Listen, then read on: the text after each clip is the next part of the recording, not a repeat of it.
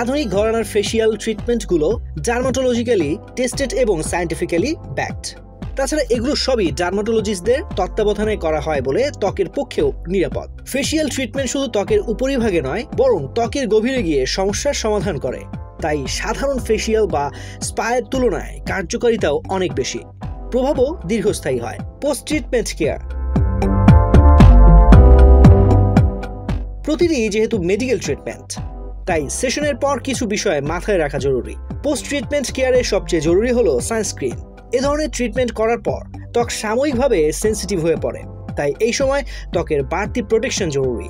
তাই ঘরে থাকুন বা বাইরে বের হন, ঘণ্টাখানেক অন্তর অন্তর উচ্চ SPF যুক্ত সানস্ক্রিন অবশ্যই ব্যবহার করুন।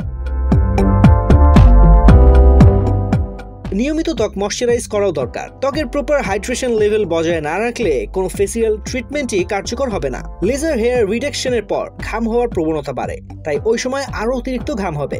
এমন কোনো অ্যাক্টিভিটি না করাই ভালো। লেজার হেয়ার রিডাকশনের 2টি সেশনের মাঝে বা শেষে শেভিং, থ্রেডিং বা ওয়্যাক্সিং করা উচিত নয়। পোস্ট সেশনে ত্বককে সব ধরনের তাপ থেকে দূরে রাখুন।